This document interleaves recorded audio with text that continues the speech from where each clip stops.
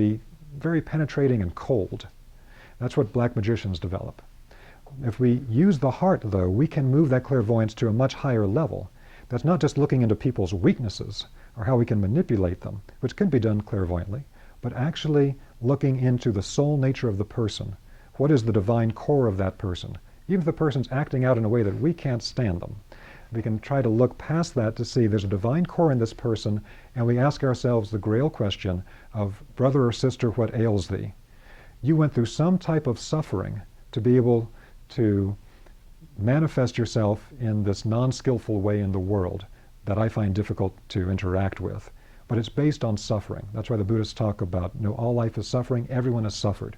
The only way to get past anger and to forgive your enemies is to understand that your enemies suffer too.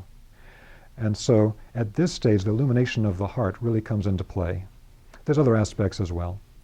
5, at this stage, you would have in classical text where a person is called so-and-so the Greek, so-and-so the Persian, so-and-so the Samaritan. And what's hidden behind that is that at this stage, the person is actually becoming a representative of their people, of their tribe, of their group. And so they can actually represent what is good in the cultural impulse of that entire group of people. And those are the kind of people you always wanted to lead your group in ancient times.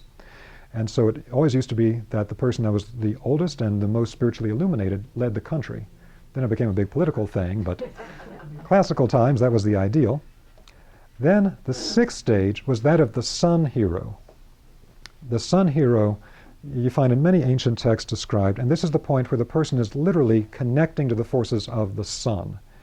Now again, in early Christianity, it was understood that the nature of the sun, S-U-N, and the sun, S-O-N, and the idea of the Christ is no different, because the physical sun up in the sky as a manifest body in our solar system has the same relationship to the ocean of fire that is the Godhead as seeing the Godhead as a quote-unquote father has to him having a child that is a son.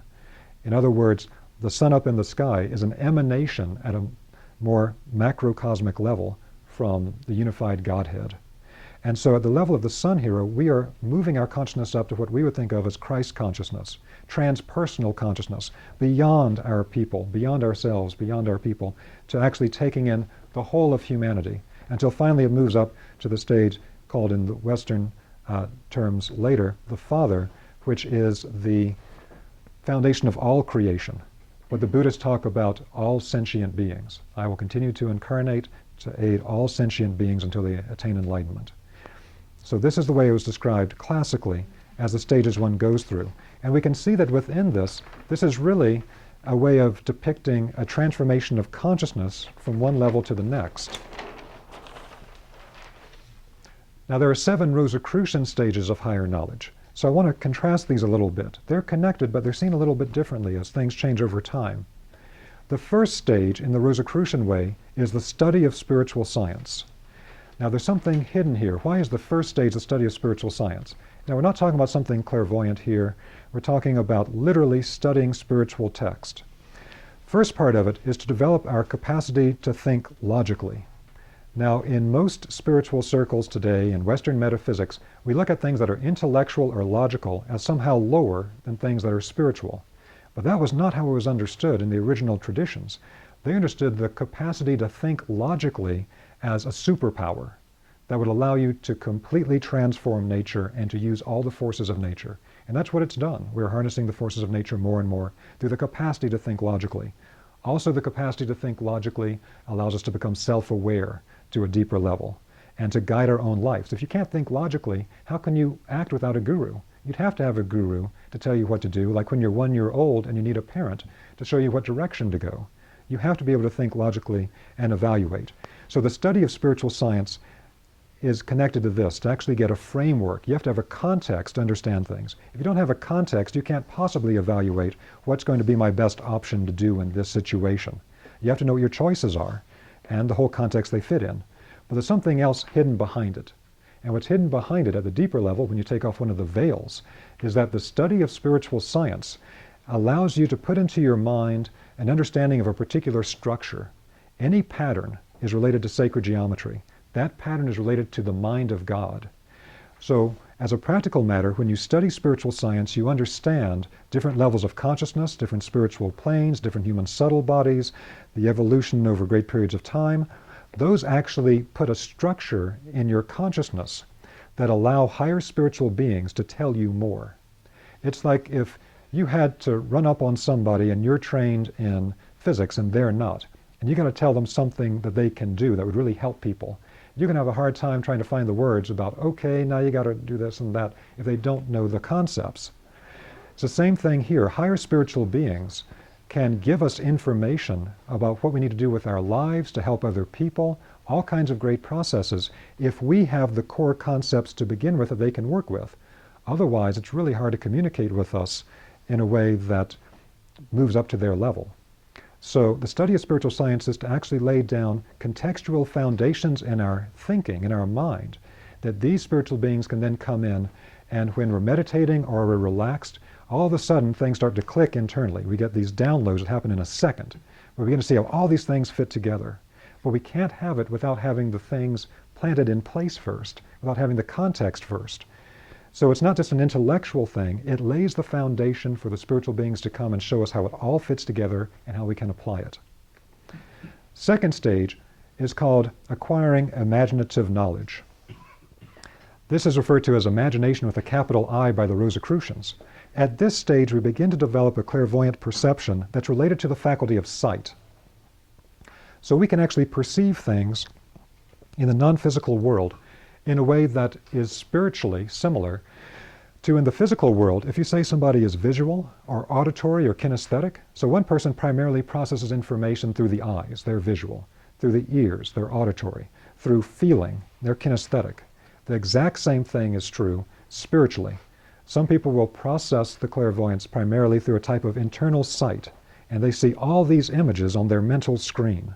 A lot of those images are not actually present in the spiritual world, but they're how they clothe non-physical realities so they can access it and they can work with it.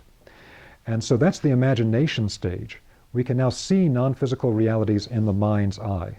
We can't see with the physical eyes that there's an angelic being in front of us, but in the mind's eye we can begin to perceive that form. We might clothe it in different ways. If I'm a Tibetan, I might see it as a blue-skinned being above the floor with its radiance of light, etc. And if I'm a Christian, Jew, Muslim, I might see it as a great being of light with these huge wings, and maybe if it's a higher hierarchy, instead of 2 wings, it has 6 wings like the seraphim, or whatever it might be. But it's a way to represent seeing these non-physical forces. The next stage is reading the occult script. And without going into the depths of this, we can say that this is another type of clairvoyant perception that the Rosicrucians call inspiration with a capital I. This is a type of spiritual hearing. This is what is classically called basically hearing the tones of the universe, hearing these great cosmic symphonies around us all the time, hearing the symphony of the spheres. And so with this, we are able to understand higher realities through tones. So people that are musicians or really like music, you know that if you watch a movie, depending on the soundtrack, the exact same scene is a tragedy or a comedy. Depending on the sound, it tells you what the emotional content is. And the same thing is true here. Rather than seeing a visual image of a being, one would hear a tone coming from the being, and the tone would give you a quality of the being's internal nature. Everything tones and resounds musically in a great harmony.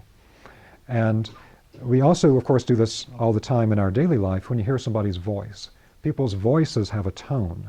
That tone carries a part of their intrinsic spiritual nature. And then what was called living into the spiritual environment. And this is also known by the Rosicrucians as intuition with a capital I. This intuition is the ability to actually feel and interact with higher spiritual realities through how things feel internally. And so it's like a kinesthetic person. They have to feel something, they have to touch it. Now, this stage is something that actually allows us, you see that this is actually at a deeper stage than the imagination stage, seeing the image. Because as we go into higher and higher planes, we're going to have some of these levels drop away. And so to give you an example of that, as we go to what we call the astral plane is